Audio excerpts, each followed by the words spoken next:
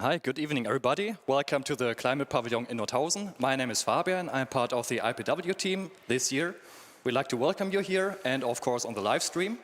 Today's discussion is about climate, energy, social change, presented by Sarah and Pascal.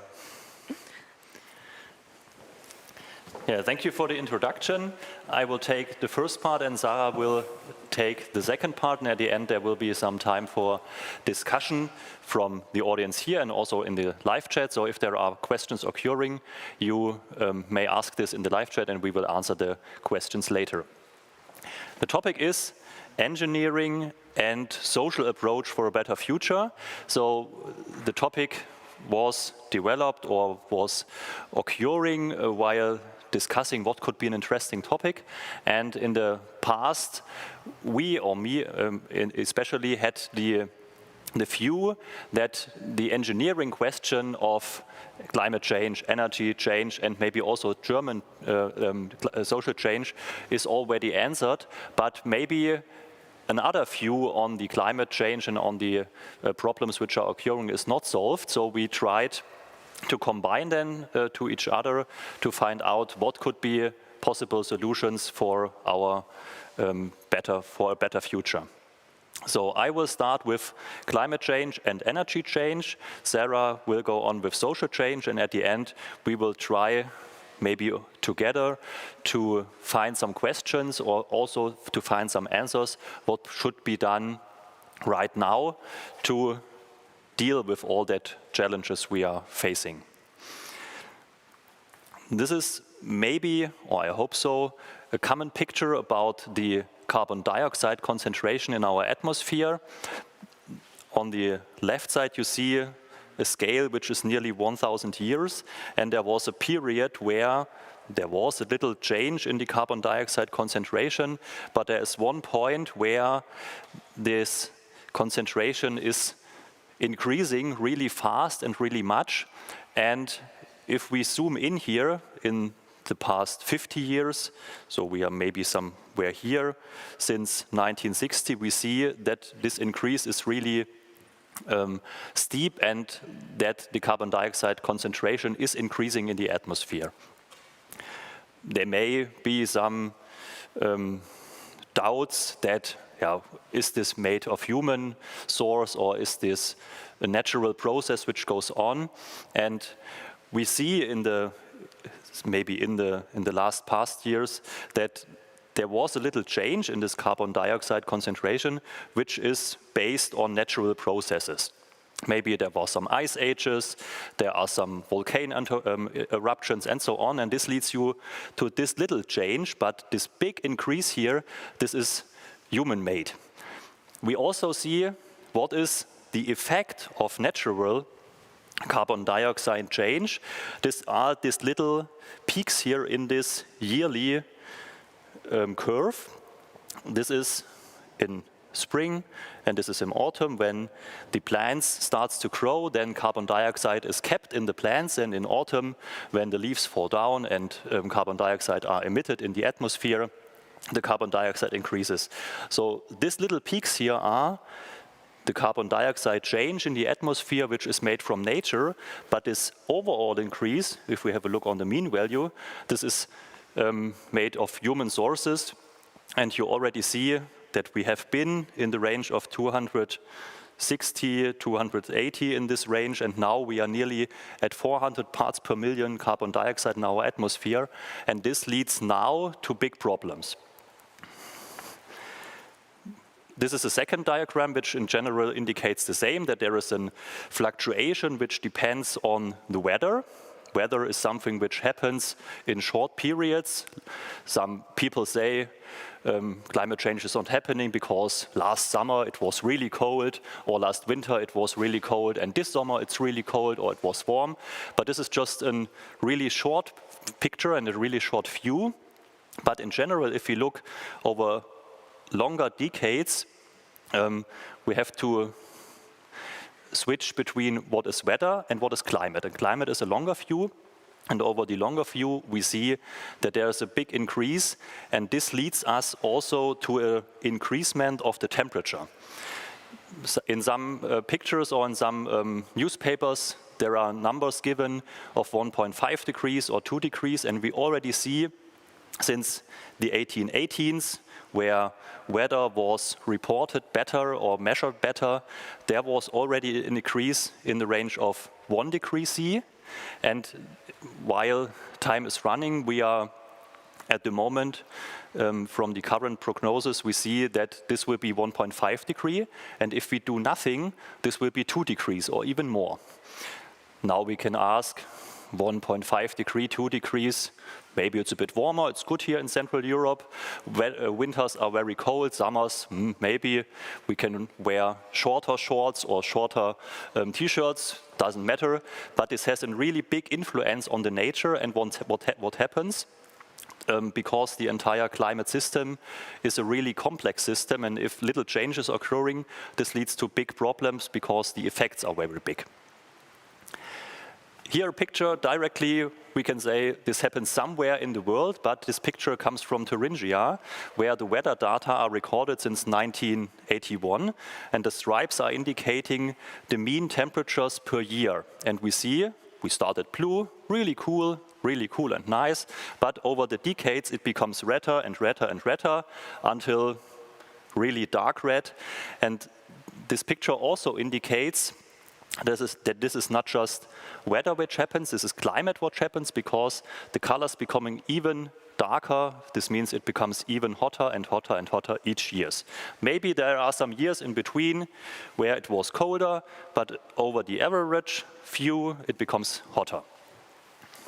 And this happens here in Thuringia, not in Africa, not in America, of course there too, but it happens here in our front yard. So what's the effect? Pictures from the newspaper from the last 2 weeks. There was a tornado in the Czech Republic. It was not in the Caribbean. It was here, a few, just some kilometers away. The engineering and techniques, we see problems with the slides, but I try to...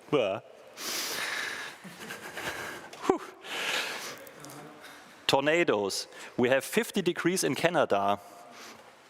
This is not just 35 or 36 degrees, 50 degrees. So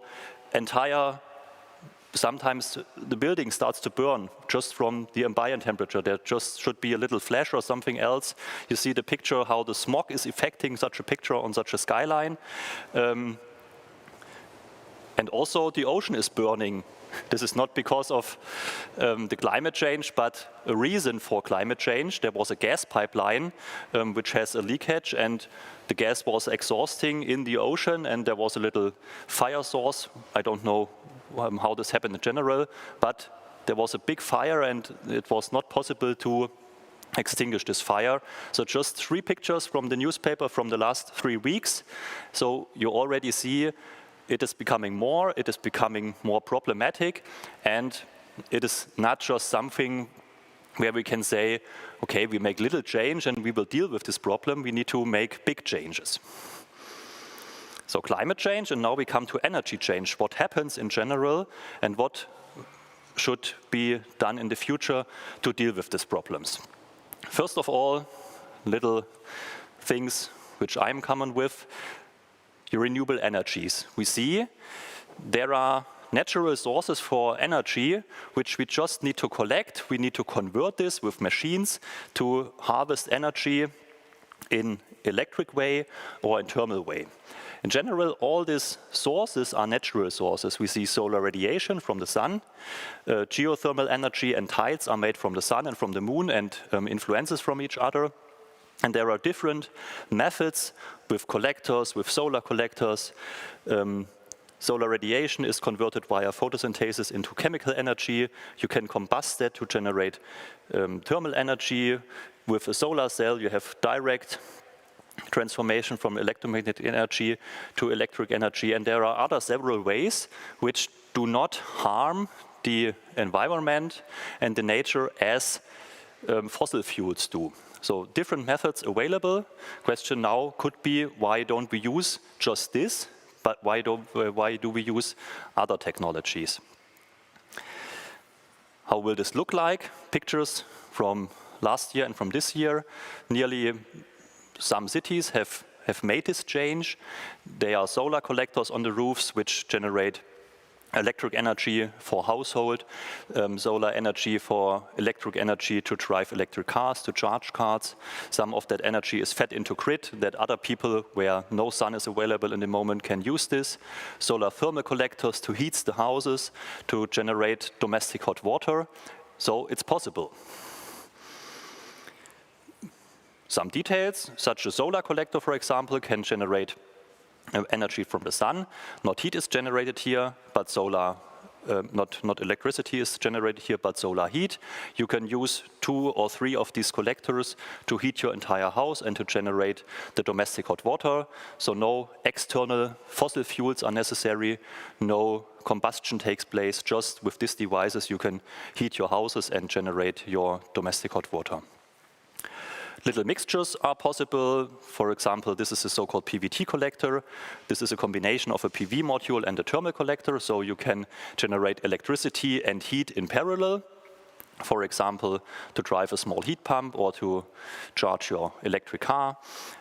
These solar collectors are also available for air, so not water is the heat carrier media here, but air.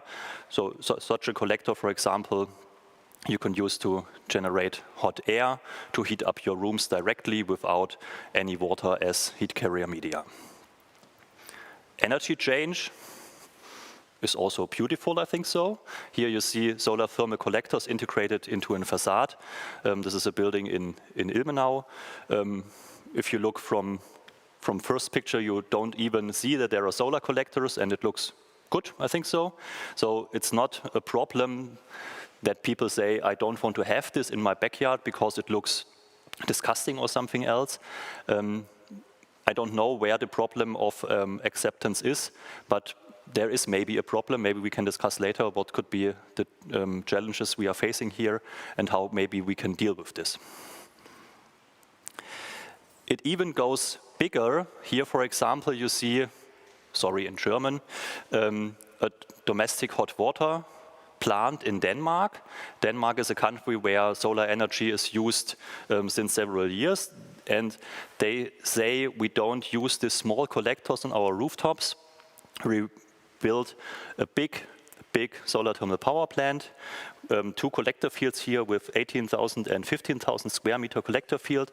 They use a big water pit storage to save the hot water, and with such a plant, with such a device, you can heat an entire city without burning any fossil energy.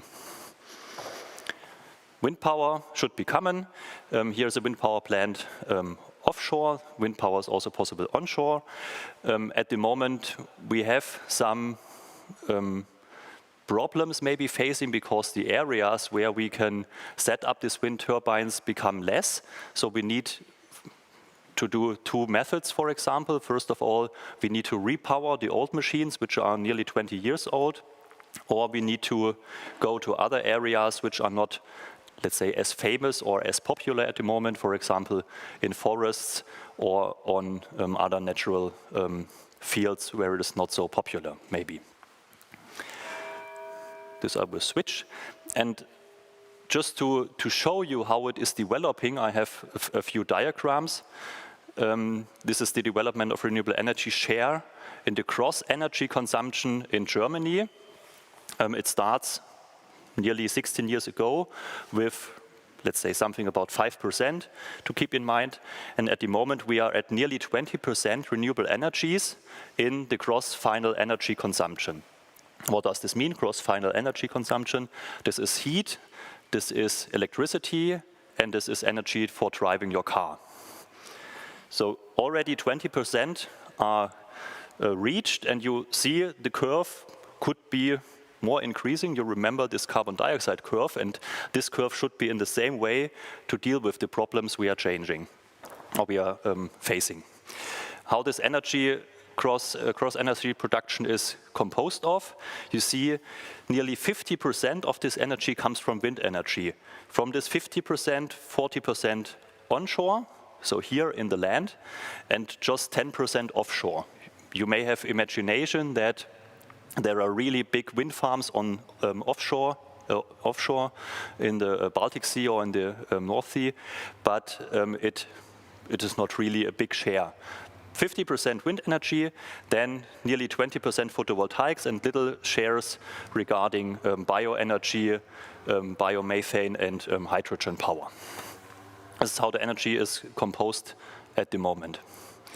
What is actual data? I don't want to read all this, but you see from the numbers and from the figures that this 20% I mentioned before is splitted into different parts. So there are wind energy increasing, the weather leads to that there is an increasement in natural gas consumption, also biofuels are increasing, the targets are nearly reached, but the question now could be, what are the targets, and is this really a good target to say we have 20% renewable energies?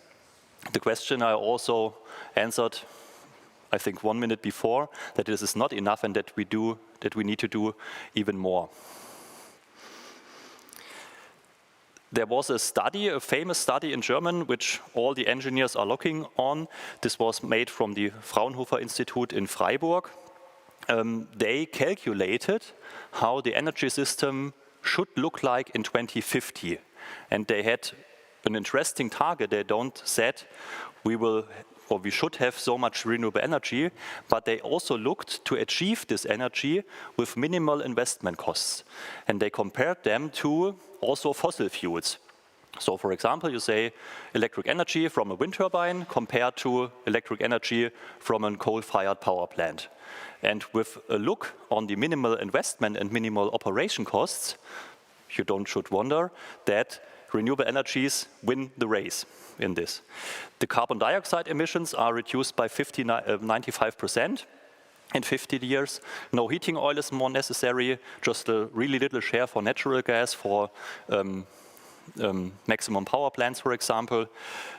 The heating system will be composed of heat pumps in general. What is a heat pump? A heat pump is a technical device which converts electric energy into heat by using ambient energy from ambient air or from groundwater, for example. There will be up to 300 gigawatts of wind and 450 gigawatts of PV. Well, they should be available to lead to this carbon neutral energy system in 2050. There will be almost 20 million e-cars. This means if we have a look now, we have nearly 1 million e-cars in Germany, and to face this problem or to reach this goal, we need to have 1.8 million. So this 1 million cars which are now on the roads are just the half of what we should have per year. So you should go now and buy an e-car, so we have half a year less, and you maybe buy this 800,000 e-cars which are necessary to reach the goal of this year. The load transportation may be a problem. This is heavy load transportation on the roads. This is also planes, and these are also heavyweight ships which are necessary to be operated. This won't be possible with electric motors and with batteries, because the batteries would be too big and too expensive. So there will be two scenarios. One scenario is that they will be driven by 70% with hydrogen, and the other, maybe smaller ones, 30% with battery electric drives.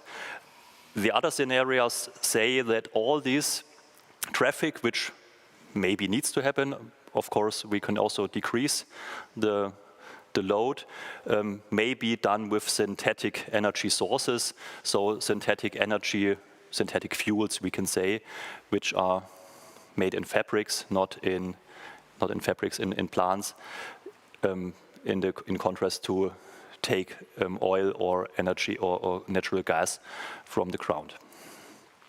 So I hope I could give you an overview until here about what is happening with our climate at the moment, what are challenges we are facing, and how the energy system already started to become better, to become more carbon neutral, on the way to carbon neutral, but also social changes are happening, Sarah will tell us.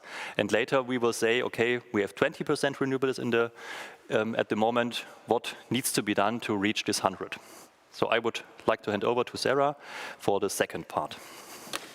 Light sword, please. Thank you so much. And thank you so much for this informative and good lecture. So, hello everyone. My name is Sarah Wilkinson, and I'm also studying at the Hochschule Nordhausen, or the University Nordhausen, social work. And now you may think, why are you standing here? Because I am a climate activist. The reason is I am a part of the...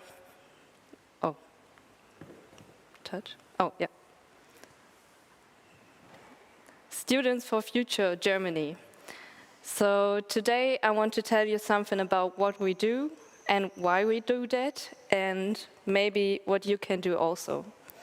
So let's start. I want to repeat what we just heard because it's so important. Pascal or Mr. Leibbrand just told us or explained how this picture works. So just remind, there is the climate change going on and we need to do something now and not in the future. So a little girl, I think 4 years ago in 2018, realized the same. She was afraid, and the next thing she's done was sitting in front of the town hall in her hometown. She was demonstrating, and the first climate strike began.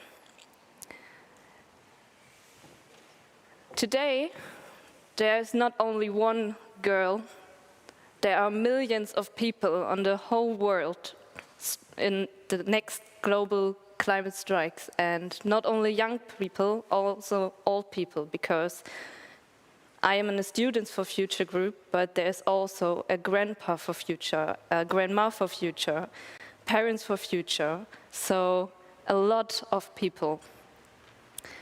And we don't only do Fridays for Future, we also do a whole week for future. So we got a lot of other projects that are going on, and I just want to explain some of them. So we got the Public Climate School in Germany. So that's a project from the Students for Future. And the Public Climate School got the aim to enabling climate education for everyone, because all of the students are learning the informative things, and we opened the doors of the universities for everyone. The last year it was online, of course, because there was another crisis going on. I think it was Corona or something. No, very important, but yeah. And yeah, so we had a lot of workshops, speeches, discussions, and only you had skill sharing, where you can learn how can I talk about the climate crisis, how can I tell my grandma and explain my grandma how important it is. And there's also to Berlin without kerosene, because we want to make another sign. We got the main cities together, and all the groups got together, and we were driving together to Berlin. And when we arrived in Berlin, we were just not like happy and made a party. There was, of course, another strike. And that was in front of the Reichstag building, German and English. So we want to get the attention from the politics in Berlin, because there's everything happen. Okay, now you saw a lot of projects, and often we got the question, why are you doing this? Haven't you got any studying or work or other responsibilities? And I don't know how often I said it. We strike because we have to. We have no choice, because we are not only fighting for our future, we are fighting for our children's future. So that's why we do that.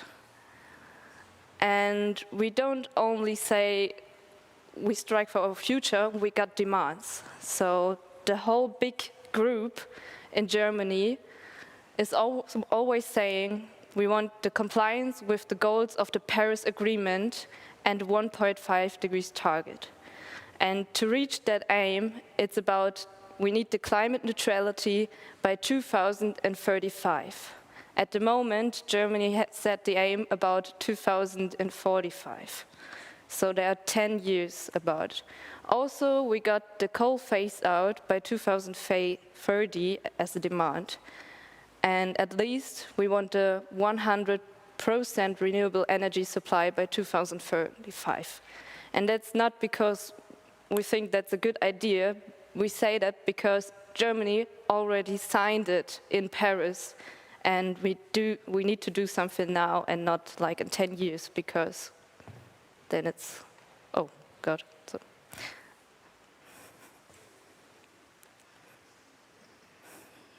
There, no? So. To reach that aim, we also got demands now that we scream at the strike. So for now, we want the end of subsidies for fossil fuels. There is so much money going in fossil fuels, and we don't want that anymore. Also, another demand is to turn off 25% of the coal power now, and not in, I think, 5 years or something. And at least we want that the CO2 tax in all greenhouse gas emission rise to 180 euros. I think at the moment it's about 25 euros, and it's just not enough. What we also say is climate justice is social justice. So that means we don't only want to change, or a system change in Germany, we want it on the whole world. And a very loud voice at the moment is the MAPA group. And MAPA means most affected peoples and areas. Often we speak about the global south, but they named themselves MAPA, and I think it's a good idea. And you can see a bit like a card which countries there that are, and they say we are the least responsible for the climate emergency, but they are the ones who suffer the most from the consequence. Maybe when you look sometimes in the news, you can see it. It's far away, but it's there. That's the climate change. Okay, so also, it's not only the MAPA. In the future, there are some peoples who get more affected by climate change than others. You can see here about low-income communities, people of color, indigenous people, people with disabilities, older or very young people, and women. If you want to know more about it, just look up our website. Fridays for Future got so many nice informations, like not that hard telling, so it's very good to understand. And I only got 10 minutes or something, so good.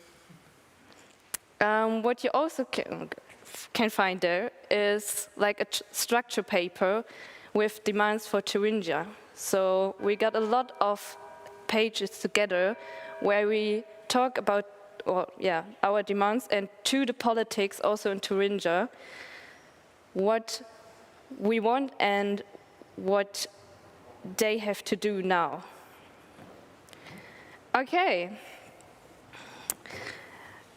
So now I told you about a few things that are happening, and in the time of my activism, I learned about a whole ton of eco-tips. And I looked through them, and now I want to tell you the best one for your life. And maybe you already have it, like a bamboo toothbrush, or you have the zero waste lifestyle, so it's amazing, no? You think about it, but now I want to tell you the truth about the eco-tips. Please pay attention to greenwashing. don't understand me wrong. I think it's nice when somebody tells me, oh God, the thing with the environment, I want to change my life now and to do, because every person has to do something. That's right, we all are together in this world. And I am really happy when someone tells me, yeah, I want to eat less meat or something because of that. But it's not only our task, it's the task of the politics on the whole world. And I don't want to say any bad, but I think some people in some houses forget about it, like a few years ago, what is happening. And what I also say is, please get active. We need everyone because this affects everyone. So I don't mean get the new Luisa Neubauer, she's the German activist, I think, the biggest one, or a new Greta Thunberg. But you can just go on a Friday to the strike, or you can follow us on Instagram, or anything you want to do, but I think we need everyone to get the crisis on. And what I also learned is how to talk about the climate crisis. Because at the beginning, I told my mom, oh my gosh, it's so much going on and we have to do something. And you're driving a car to your work half an hour every day. We have to stop doing that. And she was like, oh my God, okay. And she was afraid, and that was the wrong way to talk about it. We need to learn how to inform people about it, that they think about it, and they do it for themselves and not for the politics. So also what I really want to say is take care of mental health. Maybe you recognize it about the corona crisis. It's really heavy when you read every day in the newspaper about the corona crisis or about the climate change and the climate crisis. So yeah, just take care and maybe do some activism, because that really helps and gives hope. Okay, now I want to tell you a project that is coming now in August from the 6th to the 8th. It's the Klimaratschlag in Germany. It's a whole weekend where you can sign in and you can learn everything about Fridays for Future, Students for Future. We get a lot of workshops going on, skill sharing, and a lot of more information. And also we gonna tell you which projects are going on this year, because it's quite a lot. And you can choose where you want to get active and help us. Okay, and also I want to say thank you. Thank you for listening, because that's the first step for it. And I also want to say thank you for your attention, and I hope you have a nice evening. And maybe if there's some question going on in your head, just ask them, please.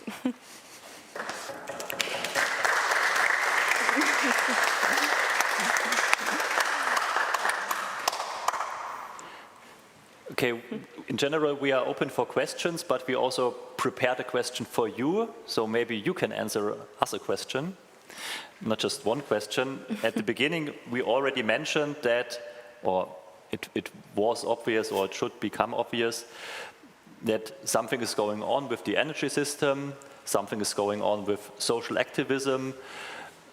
Here now is an engineer and a social scientist, and we are facing the same problem, and we try to solve the problem. An easy way could be to say, we need 100% renewable energies, and everything will be fine. We need to pay attention to our health, to our mental health. We need to pay attention to our environment, to our nature. But maybe this is too easy. I think maybe we can ask you what you would like to do now to change this. When you have the next possibility to change something, what could be a method to do this? I don't have a question, but I have some remarks. What needs to be done now, it's a mission impossible. Why? Of course, you said about some initiatives, and the initiatives and even more are being done in developed countries. But the climate crisis is global. And only global solutions can bring the results which really stop the negative change. For example, we have a problem with plastic pollution of the seas now. And millions of tons of plastic are brought to the seas by rivers, especially by 10 rivers. Do you know where the 10 rivers are? In Europe? No. In the United States? I think in Africa, maybe. Yes, it is the Nile, but the 9 of them are in Asia. So, because these regions are overpopulated with a lot of people living in a very, very poor state and poor conditions. And the last thing they think about is how to change the climate. So how can we change this? This is the problem. Of course, we should take steps to do more and more things in Europe because it counts. But this is still not enough. Okay, thank you. Yeah, if you want to, of course. Yeah, I think the problem with the Asian rivers comes partly from Europeans selling their garbage, their plastic garbage, completely to these Asian countries within the last years. And the other point, like, there's a German saying which says, "Fass dir zuerst an die eigene Nase." Like, first we have to solve our problems. We are in the position of solving them. Like, we're one of the richest countries, so we should start providing solutions for the problems we first brought into the world. We had coal power plants before main parts of Asia had them. We did a huge part of the pollution. So, and we got rich doing that. So we should be the first ones to implement solutions. And of course we can say, like, yeah, but the Asians are doing more than Germany. Like, China is a way bigger polluter than Germany. That is true, but not per capita, not per person. And yeah, thirdly, let's come back to the climate justice thing you already had in your presentation, which is they are still way poorer. Like, as long as you have to struggle for food, for daily food, you do not care for the food of your children. We don't struggle for our daily food. We struggle more with obesity than with starvation in Germany. And I think, yeah, okay, that is my answer to that. Yeah, thank you. Thank you for the good question. Thank you for a good answer. I don't want to talk too much, but this was only one of the examples. And the example is not about that rich countries send their rubbish to poor countries. Of course, it happens also. But this is not the whole problem. Rich countries are the biggest polluters. For example, we have, again, Paris Protocol, we have Kyoto Protocol. And which countries didn't sign the protocol? The United States and China, the biggest polluters and the countries which produced most of CO2 and other gases. This is, one more time, the global problem. And one country, even a powerful country like Germany, can't solve the problem. But I do agree that all of us should do as much as possible, starting with our personal life. Okay. So this was also an answer, or this is of course obvious that we need to change our lifestyle, we need to change our daily life, we need to change how we travel and everything else. Of course, this is a problem which is occurring, that there is also a social problem, not just if you have a look on north and south, on east and west, also here in Germany, also in our city, there are problems occurring. And of course, I don't have an answer to solve this. I'm not a politician. I can just say, okay, they need more money. I would give a bit of my money because I have enough, maybe some ideas of that. But I don't think that we can solve this here. We can just think about, and we should be obvious that this is happening. Excuse me? Yeah. Of course. Of course, yes. And that's very important. We have a voice, we can vote. But yeah, that's a good point. And it was an important point for us. We don't have this solution, but we want to get attention for it. Please open your eyes. And we want that the politics sees the crisis like a corona crisis. And yeah. Yes, I have a question to you, actually. Okay. I think, as she said, it can seem like a mission impossible. And so the problems are so huge, they can leave you in a state where you do feel like you can't do anything. And they leave you actually not doing anything because you feel like you cannot change it. And therefore, I very much liked your slide when you were talking about mental health. I think this is something that we usually do not think of in this context, but it is incredibly important. And also when you said, like, learn how to speak about climate change, and you were giving us a situation with your mother, which left you a bit confused. So I'm wondering, did you find a better way to approach her? Actually, yeah.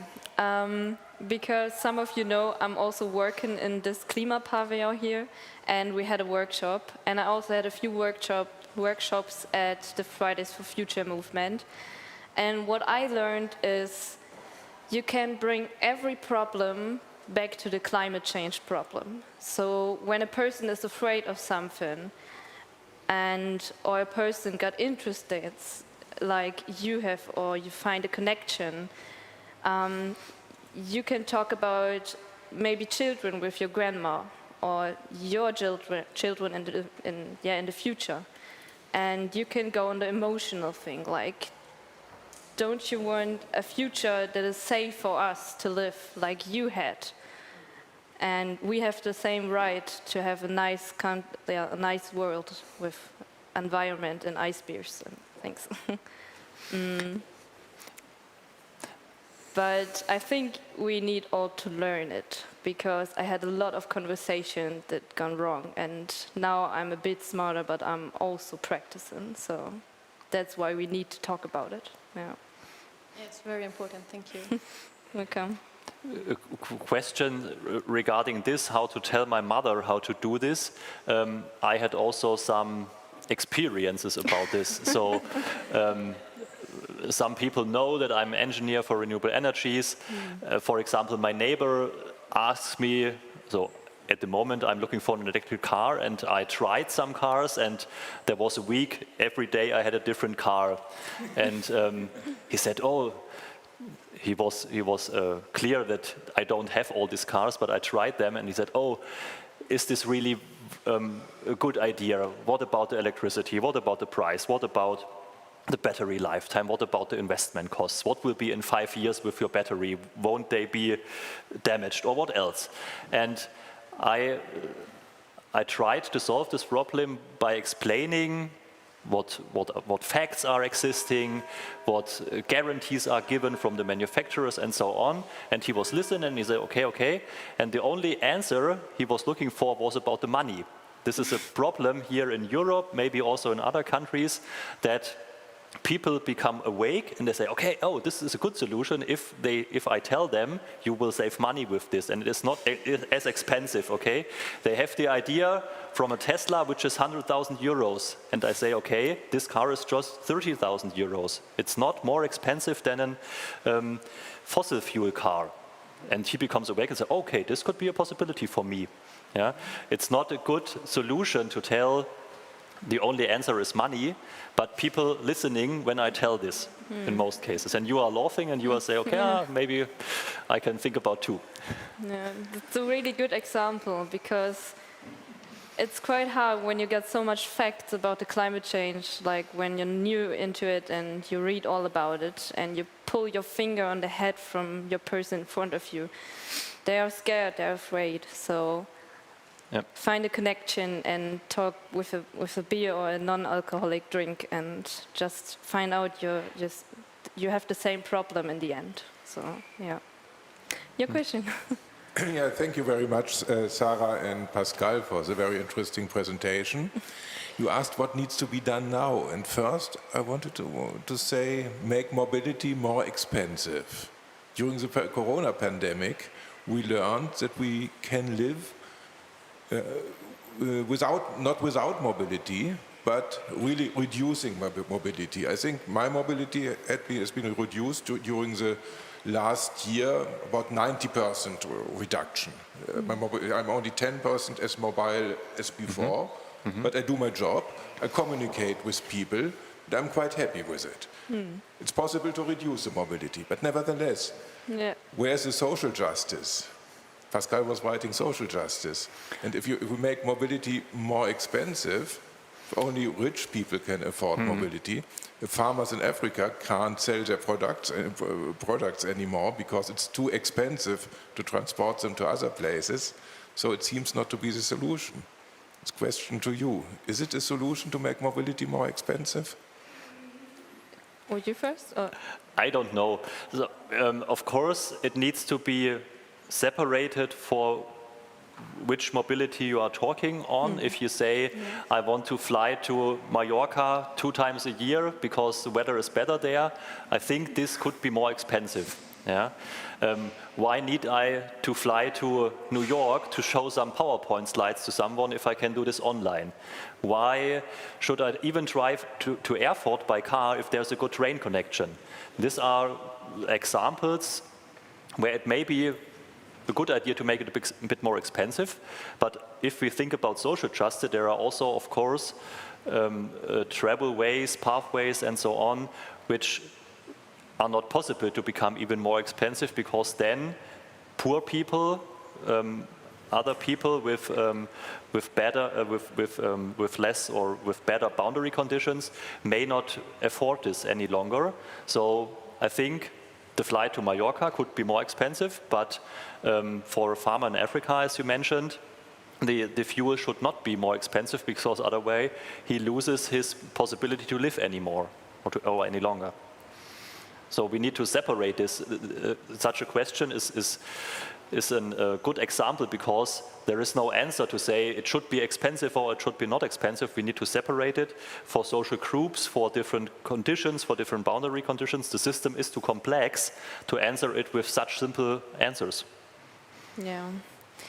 I also wanted to say that because we really need to separate the public transport and the transport to get our lifestyle things. And I think there's a change possible, and there's also already a change going on, and your question or if I may to say something about mobility, mobility should be made more rational. As you mentioned, sometimes a family has 3-4 cars and one person is driving one car when they could join and share the car.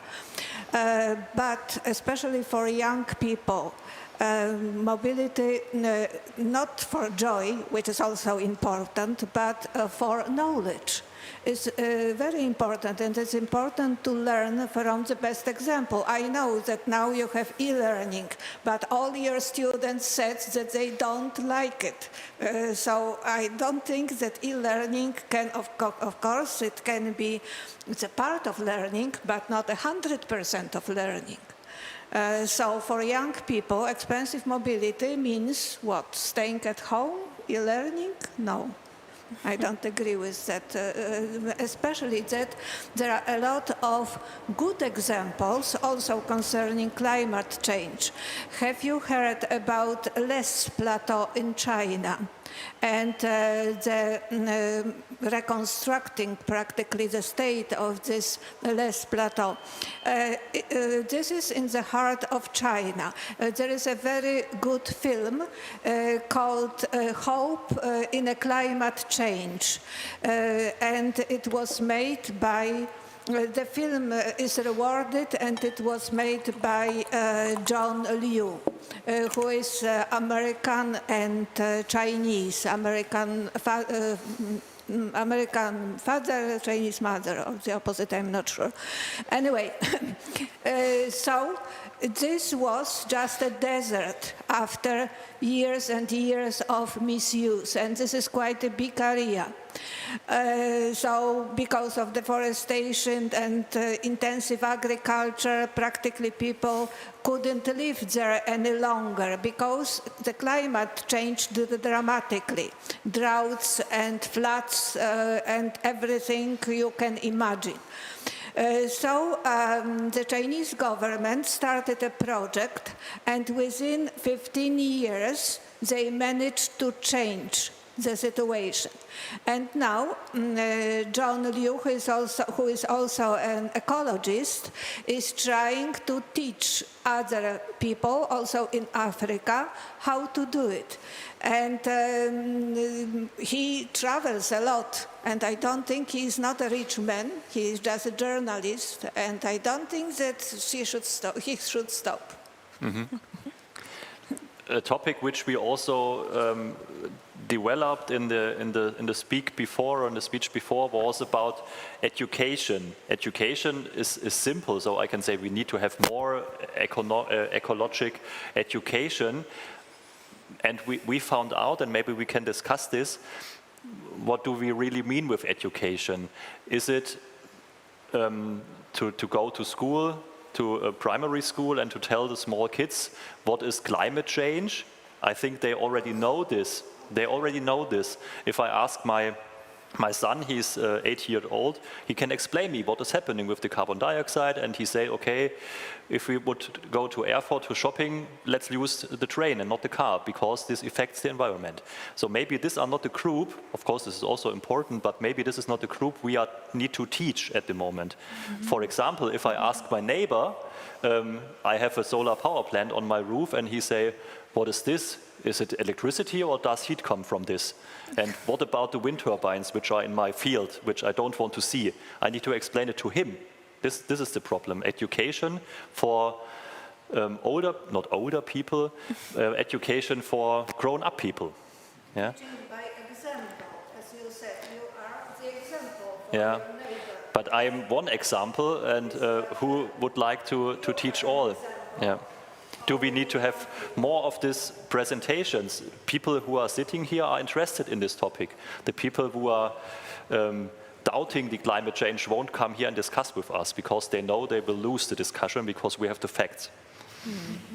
So this is not, I think so. Do you have an organization here called Roots and Shoots? This is an international organization set up several years ago by Jane Goodall.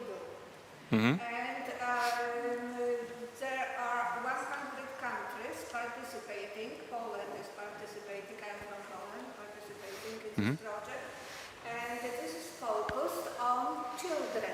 Mm-hmm. And educating them through projects. So they do something real, like plant trees or whatever other project, protect some animals and so on. And these children really get involved. So this is the education, not only lesson climate change. Yeah.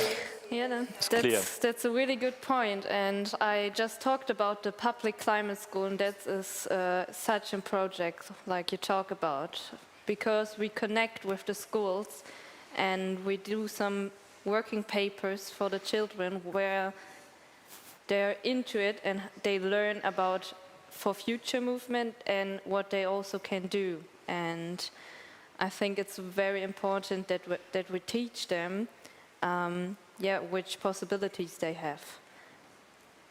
But like you said, not only the young people, we need to catch the grown-up peoples and also the politics people.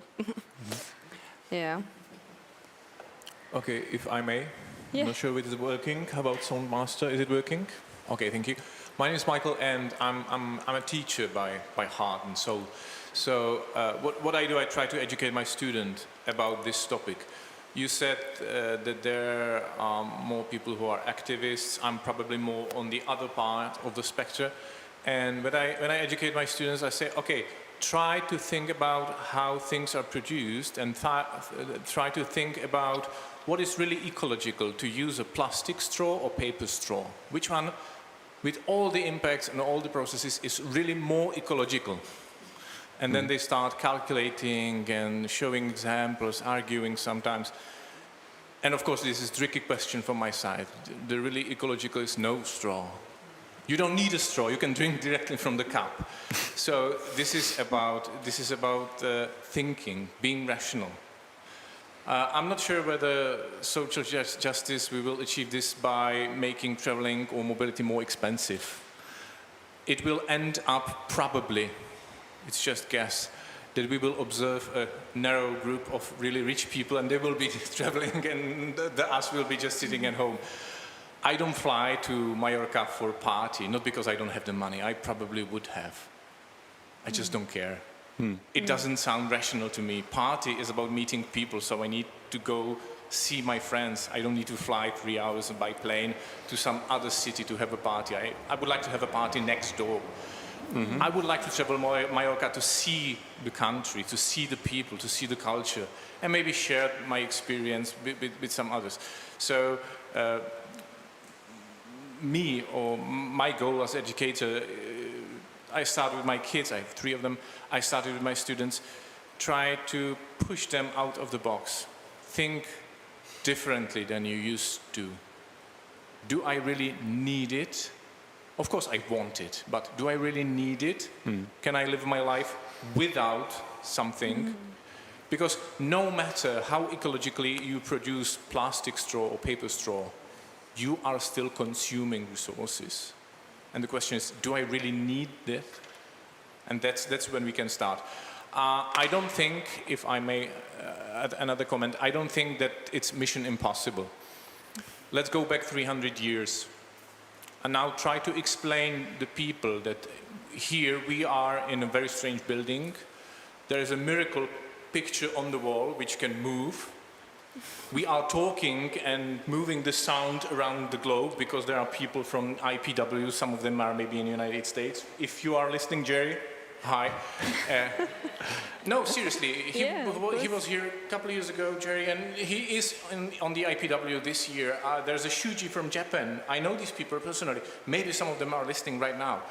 And if you try to explain this to the people 500 years ago, they will probably burn you for heresy. Okay, there may be problems which are more scientific, like storage of the energy. We can produce the energy by solar, by wind. We just cannot turn them on and off when we need. That's the main problem of renewables. We can produce a lot of energy, but it's a system. We need to produce the energy when we need to consume it. It's about balancing. And that's the biggest problem. There are maybe more problems which are political. There are problems which are social. So we should structure the problems and start solving them. And if we solve enough of the problems, we will find solution. I'm not a big fan of JFK, but you may remember his famous speech, "We are flying to the moon not because it's easy, but because it's hard."